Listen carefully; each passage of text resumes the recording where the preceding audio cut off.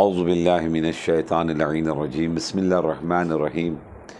الحمد للہ رب العالمین والعاقبۃ للمتقین والجنۃ للموحدین والنار للعاصین العبد المعید ورسول المسدد المصطفى الامجد وطبیب نفوسنا وحبیب قلوبنا مولانا ومولا الثقلین جد الحسن والحسین ابی القاسم مصطفیٰ محمد اللہم صلی علی محمد وآل محمد وعلی اہل بیتہ الطیبین الطاہرین المعصومین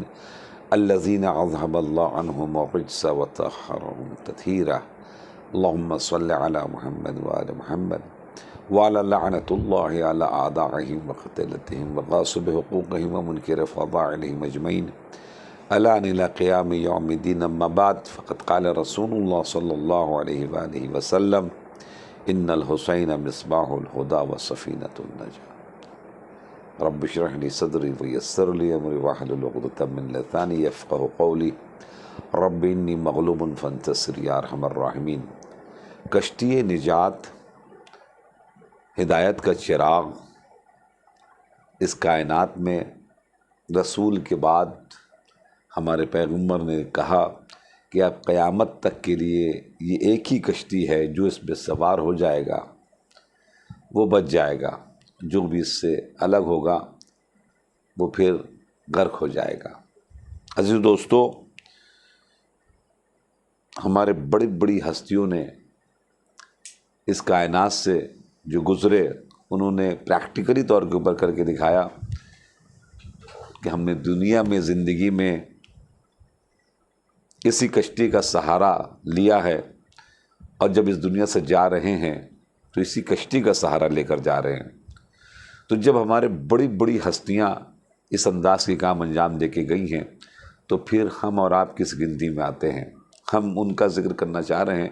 کہ جو ہمارے مذہب تشیع کی بہت بڑی ہستی حضرت آیت اللہ العظمیٰ شہاب الدین مرعشی نجفی، ان کے سلسلے میں تھوڑا سا میں تعارف کراؤں۔ ان کے سلسلے ملتا ہے کہ انہوں نے اپنی زندگی میں امام زمانہ سے ملاقات کی ہے کئی مرتبہ، اور انہوں نے جو خدمت انجام دی ہے، اتنی بڑی خدمت انجام دی ہے کہ دنیا شیعت ان کو سلام کرے گی۔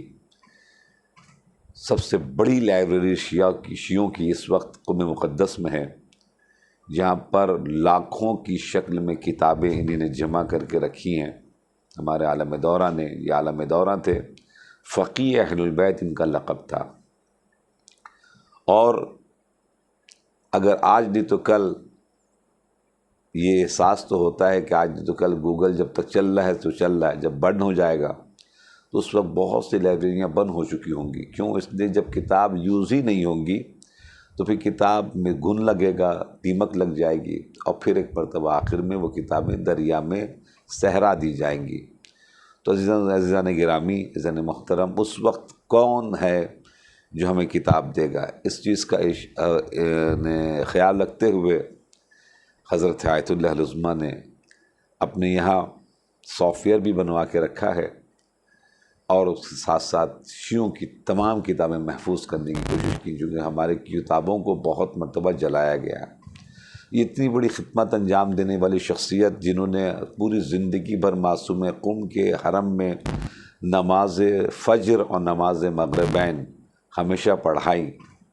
اور آخری نماز بھی انہوں نے حرم معصومہ میں پڑھائی، اور الحمدللہ یہ شرف مجھے ہے کہ میں نے آخری نماز بھی ان کے پیچھے پڑھی، چونکہ ہر روز نماز مغربین ہم انہیں کے پیچھے پڑھا کرتے تھے۔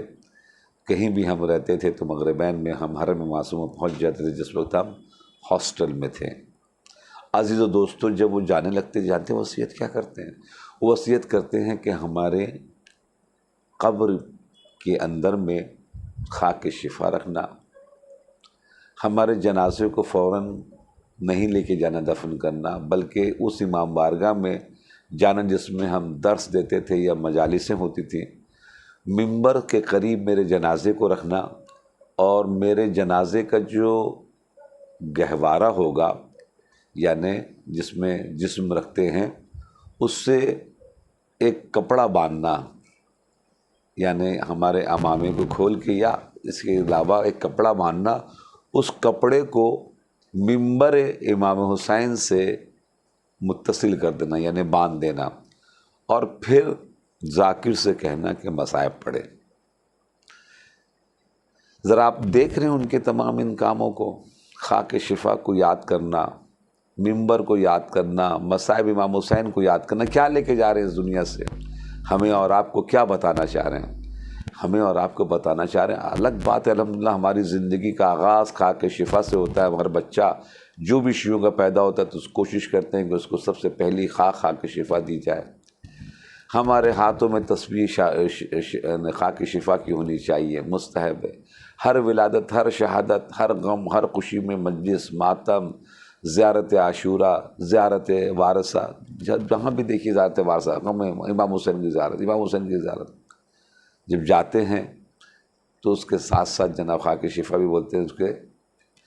رخسار کے نیچے رکھا جائے۔ اس کے تمام ہونے کے باوجود عالم دورہ جناب ہمیں اور آپ کو کیا کر کے بتا رہے ہیں کہ دیکھو اتنا کرنے کے باوجود ہم نے اتنے اعمال انجام دیے، اس کے باوجود ہمیں سہارا اگر امید اگر ہے تو صرف انہی ہستیوں سے ہے، انہی چیزوں سے ہے، جن چیزوں کے ذریعے سے ہم قبر کے اندھیرے سے، محشر کے اس ہولناکی سے، برزخ کے ان مراحل سے آسانی کے ساتھ نکل سکتے ہیں۔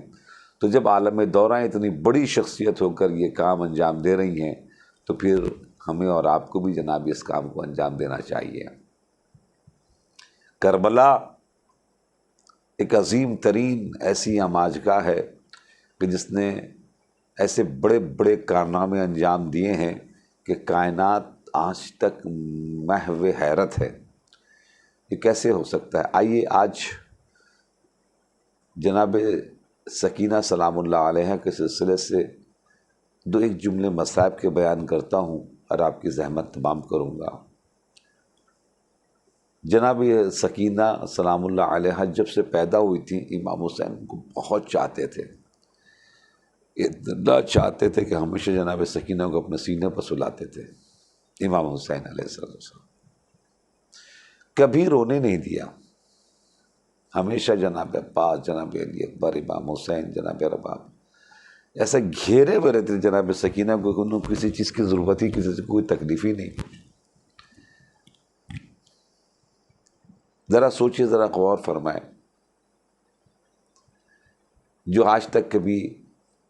تکلیف بھی نہیں تھی، چاروں طرف ان ہستیوں کو دیکھ رہی تھی، ایک مرتبہ 3 محرم کو جب کربلا پہنچ چکی ہیں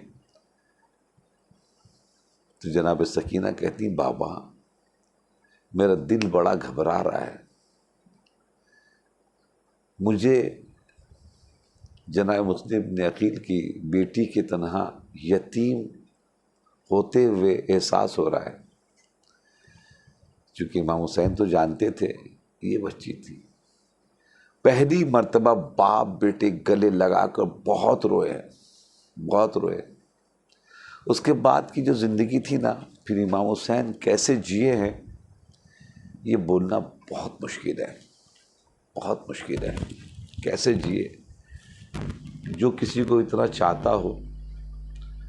اور اچانک کی خبر ہو جائے تو پھر اس کے دل پر کیا گزرے گی، وہ کیسے زندہ رہے گا، وہ صرف وقت بتا سکتا ہے۔ جناب سکینہ اور امام حسین بہت روئے، بہت روئے۔ پہلی مرتبہ جناب سکینہ لپٹ کے روئی، کہا اب سمجھ میں آیا آپ نے بندے مجھے کیوں پہنائے، چونکہ بندے یتیموں کو پہنائے جاتے ہیں، مجھے سمجھ میں آ گیا، اب مجھے یقین ہو رہا ہے۔ دوستو عزیزو، یہی بندے جب اتارنے کا مرحلہ آیا ہے اور شبر منون نے جب ایک مرتبہ اتارنا چاہا ہے تو جناب سکینہ نے ایک مرتبہ کہا تھا کہ قریب مت آنا، میں خود سے اتار کے دے دوں گی، میں شہزادی ہوں، میں سائدانی ہوں۔ اپنے ننھے ننھے ہاتھ کو کانوں کے لو تک لے کر گئیں، 2-4 مرتبہ کوشش کی تو شبر کہتا ہے کہ مجھے دیر ہو رہی ہے، مجھے بندے اتار کے دے دو۔ جناب سکینہ نے بہت کوشش کی، جب نہیں اترا تو ایک مرتبہ ایک جملہ کہا کہ مجھے بندے اتارنے نہیں آتے، اور ایک مرتبہ فرات کی طرف رخ کر کے کہا چچا آپ نے بندے پہنائے تھے، تو جب بندے پہنائے تھے تو بندے اتارنے کیوں نہیں آئے؟ یہ کہنا تھا کہ ایک مرتبہ شمر منون آگے بڑھتا ہے اور بڑھنے کے بعد ایک مرتبہ کان کے لو سے بندوں کو چھینتا ہے اور اس انداز سے ٹانتا ہے کہ جناب سکینہ سلام اللہ علیہا کی کان کے لو زخمی ہوئے، خون سے لہو لہان ہوا، اور ایک مرتبہ خیمے سے نکل کر جناب سکینہ دوسرے خیمے میں جا رہی ہیں، دوسرے خیمے سے تیسرے خیمے میں جا رہی ہیں۔ وہ مرحلہ ایک عظیم مرحلہ تھا جس کو ہم اور آپ صرف تصور کر سکتے ہیں، الفاظ میں بیان نہیں کر سکتے، جو ان شہزادیوں نے اس عظیم ترین مراحل کو طے کیا ہے، جو اس دنیا میں سخت ترین مراحل جس کو کہا جا سکتا ہے۔ الا لعنت اللہ علی القوم الظالمین، انا للہ و انا الیہ راجعون، برزم بقضائہ و تسلیما لعمرہ، بسمک العظیم الاعظم، 10 مرتبہ سب مل کر کہیں یا اللہ یا اللہ یا اللہ یا اللہ یا اللہ یا اللہ یا اللہ یا اللہ یا اللہ یا اللہ یا اللہ۔ پروردگار عالم ہماری اس مختصر سی عبادت کو قبول فرما لے۔ پروردگار عالم ہمارے جتنے مومن مومنات دنیا میں جہاں جہاں بھی عزاداری کریں ان سب کی جان مال عزت آبرو کی حفاظت فرما۔ پروردگار عالم ہم سبوں کو جو بھی کربلا جانے کی خواہش مند ہے، پروردگار عالم جلد از جلد اس کے اسباب مہیا فرما دے۔ میرے امام کے ظہور میں تعجیل فرما، جس وقت ان کا ظہور ہو ہم ان کے اعوان و انصار و دوستوں میں شمار فرما۔ وتقبل منا انک انت السمیع العلیم ورحمۃ اللہ۔ السلام علیکم ورحمۃ اللہ وبرکاتہ۔